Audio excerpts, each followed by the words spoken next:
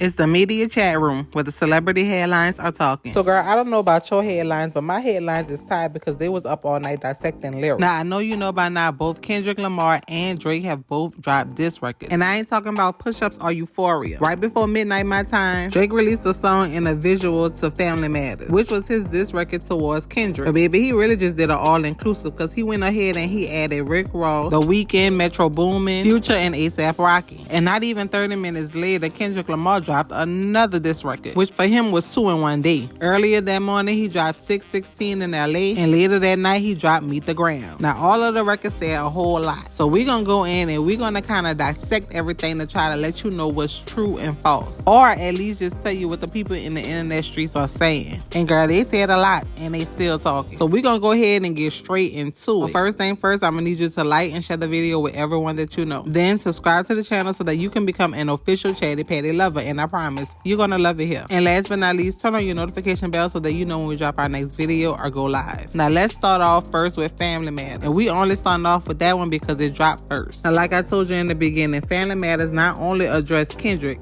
but it also addressed The Weeknd, Metro Boomin, Future, Rick Ross, and A$AP Rocky. Now clearly this was a strategy because this should have really only been for Kendrick. However, he just went ahead and wrapped everybody together. By listening to the songs and watching the video, clearly it was 3 different songs, but he put them on beats that actually complemented each other to make it appear as though it was one. In my opinion, that was because just in case he took the L, he can continue to say it was 20 versus 1. Not only Drake can say that, his fans as well. So one of the big things about Kendrick's diss to Drake is his identity. Not the fact that he's mixed, but he really has no experience with the black culture other than just adapting to it because he's a rapper. So in Family Matters, Drake is saying you a fake black messiah. You pretend to be pro-black and is the essence of black consciousness, yet you with a mixed woman and you cheating on her with white women. You're Mr. Morale portraying this family guy when really you a beast, you a dog, because you have no intentions on even really marrying this woman who you've been engaged with since 2015. As a matter of fact, you in New York living a bachelor life because y'all not even together like that. Plus, one of them kids is allegedly not his. It's actually for Dave Free, who is the general manager of Top Dog Entertainment, which is the record label that Kendrick is signed to. Now, of course, you know the internet cousins went digging, and here's what they found. An old caption posted by Whitney, stating at one point in time she was living in a space that did not serve her, sounding as if she lost her identity. And in order to get by, she just remained in silence. For after going to therapy and working her way through the situation, she was kind of able to reel herself back in. Now, we don't know the timing of this post. However, many are not surprised because Kendrick actually addressed some of these topics in one of his last albums called Mr. Morale and the Big Stepper. So it's not that Drake actually exposed the information. He just highlighted it to play on his insecurity, making him to appear as a hypocrite, as a person who prides himself in black consciousness. So now the internet cousins have really put their Inspector Gadget gear on because they see that Whitney is actually not following Kendrick. However, she still is following Dave Free. So even if this rumor is not true, it's seeming to be true. But people really want to know the truth on what Drake said at the end of that last verse about Kendrick's team having to hire crisis management because he actually physically assaulted his fiancée. Now, no one has confirmed that as of yet. However, there are articles that are resurfacing from 2014 of a woman claiming she was physically assaulted by Kendrick Lamar and left bloody in a Las Vegas hotel. Allegedly, the woman was going to press charges. Now, what happened, we're unsure because it never made the mainstream media. Now, Drake also says that Kendrick has ghostwriters, specifically Baby King, who is Kendrick's label mate on TDE, but that hasn't proven to be true. As a matter of fact, there's many articles that say that Kendrick actually ghostwrites for him. Alright, so now y'all, let's move on to the grand finale of the night, which was Meet the Gram. Now, this record was more like an open letter, and the letter talks specifically to Adonis, who is the son of Drake, Drake's parents, Sandy and Dennis, and Drake himself. So not only does the song reveal information, but the cover art for the song reveals more information, which, by the way, people are saying that some people in Drake's camp must have told Kendrick when Drake was dropping his record because he released it so fast after Drake dropped. However, I don't believe that to be the case. Although I do believe that there are moles in his camp. In this specific instance, I think that Kendrick had already recorded it because he knew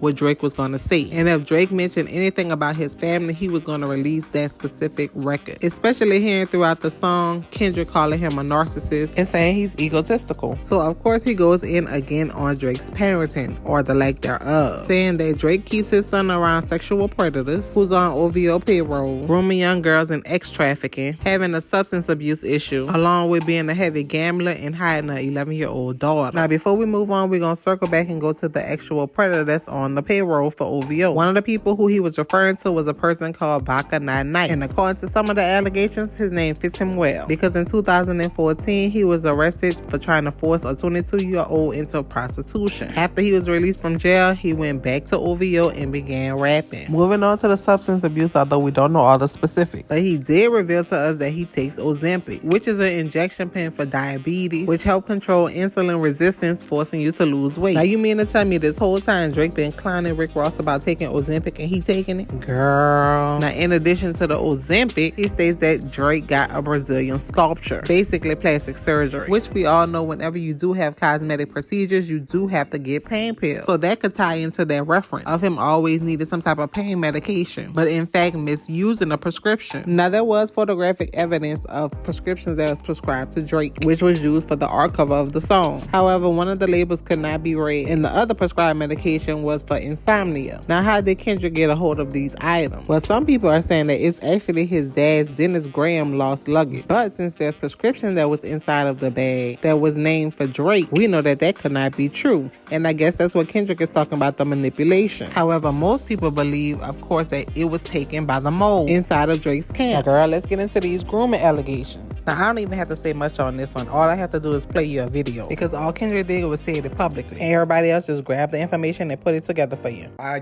gotta show y'all this shit. First off, this nigga like went on a date with an 18-year-old. It's a little creepy, but it's cool. She 18, whatever. It's weird, but it's legal. All right, bro. She was born in 2000, bro. Why the fuck is this nigga flicked up with her in 2016, laying up on her, bro? And then as soon as she turned 18, they took her out on a date, bro. Dude, this shit blew my fucking mind when I seen this shit. On God, this shit blew my fucking mind, bro. Like dead ass, bro. This Drake is pre-ordering this, bro. He's dead ass pre-ordering, bro. And this what, May 5th, 2016? Linked her a week after she turned 16. She basically freshly 16, bro. Like, God, like, what is this shit? Bro, this shit, like, actually blew me when I seen this, bro. Is that your GOAT?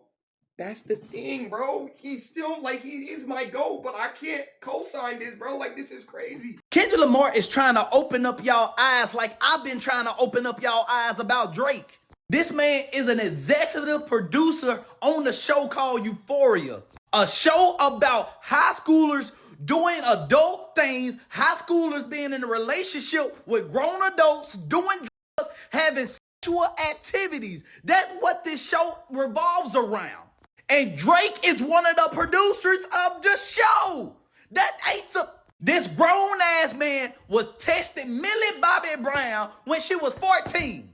When she was, and y'all, what? This man was allegedly involved with a 16-year-old girl in Canada. But guess what? The age of consent in Canada is 16. But I guess that's why nobody batted an eye about it. This girl was 16 in this picture. And this is Drake with the beard. Drake made a song called TSU. And it took place right around when freshmen was about to take in for college. Come on, man. Drake was on stage with a young girl, touching all over her. And after touching on her for about 2 minutes, he was like, how old are you? And then, man, come on, man. Afterwards. Y'all gonna have me get carried away again. I get in trouble for shit like this. How old are you? Oh, don't say that.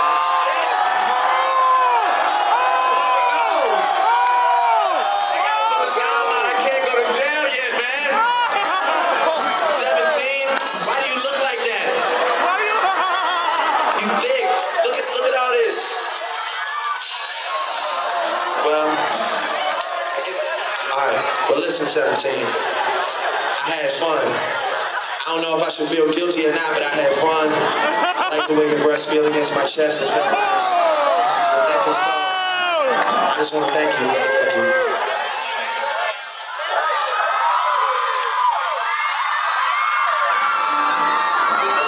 Look at this. Billie Eilish a while ago on her 18th birthday saying 18 tomorrow. And look who's under there. I've been waiting. What the? Y'all really protecting this man? And this is the same man that's spending time with a little black boy that don't need to be in the club and needs to be at home. And Drake is out here glorifying this. But yet he got his son out at basketball games looking like a responsible daddy. Drake is the man that come around in the family and they tell the young girls to go put on clothes when you're around. Drake is that person.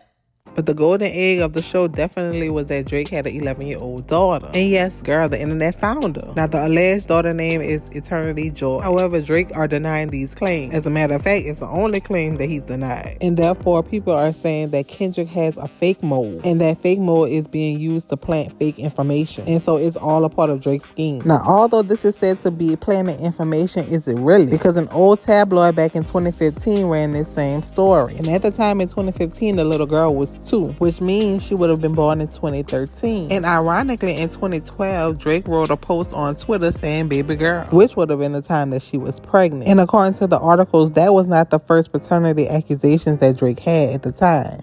So a lady by the name of Laquana Gayson is pregnant. She says Drake is the father.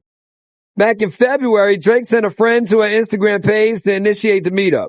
From there, she was given Drake's number, conversed a bit, flown out to see him in London, and eventually, I guess they did the damn thing. After their rendezvous, things seemed to be okay. However, in March, Laquana revealed to Drake that she was pregnant, and that's when she says he went ghost. On her Instagram, oh man, she went really deep. Text exchanges between her and Drake also posted positive pregnancy test results dated April 17th. She really went in on one of these posts, for example. So I guess in this era, in this new thing that after you tell a dude you're pregnant, they stop answering the phone. One lesson I've learned out of this whole situation is never be so naive when a guy disrespects you. I did everything he told me to do. Never asked him for a dime. I got my own bread. Whatever he did for me, he did on his own. I had to remind myself that this man was once an actor. So why did I fall for this BS? What makes matters worse is that when you try to be private about it and keep your mouth shut, nobody cares. I hate I got to put my business out there. But people nowadays only respect when you're messy and ratchet. So bleep you, Drake. You and I know I was good to you. This is how you treat them dusty, thirsty bleeps that be on your bleep, bleep, bleep. From there, there's just all kinds of screenshots. It's so messy. So messy. Story developing. And that's not all. There was another woman by the name of Shakivia Myrick who went viral because she posted that Drake was her baby's father, and guess what? The baby looked just like Drake. Eventually, she just kind of went ghost and nobody ever heard from her no more. She has resurfaced back up, seemingly have moved on with her life. Her son looks about 10 or 11 right now, and guess what? He still looks just like Drake. Now, I will not post him because he's definitely old enough to go on the blogs and see what's going on. And I'm not sure what their family dynamic is. But just know people are in her comments asking her if that's Drake's baby. Now, after releasing all this information, Kendrick put a stamp on it by warning celebrities like LeBron James and Steph Curry to keep their families away from Drake. Because with all the information that he's exposing, hell, Homeland Security might be at his house next. As I was doing this video, I see that Kendrick Lamar has dropped another diss song, standing on business saying Drake is a pedophile. Him and his OVO camp. So stay tuned because we will be dissecting that one too. But for now, Chatty Patties, it's time to hop in those comments. Let me know all your thoughts and opinion with this going back and forth diss. At this point, have you taken a side and picked the winner? Are you enjoying seeing the back and forth? Are you ready for them to just call it quit? Or do you think that it's gotten too personal? Y'all know I live in those comments, so I'm ready to see what you have to say. And before you go, make sure you like and share this video with everyone that you know. Also, subscribe to the channel so that you can become an official Chatty Patty lover. And I promise, you're going to love it here. And don't forget to turn on your notification bell so that you know when we drop our next video or go live. Now, Chatty Patty, you already know how I do. First things first, I'm hopping in the comments to see what you had to say. Then it's back to scrubbing the headline so that I can bring you all another story. So that's going to be all for now. And until next time, bye-bye.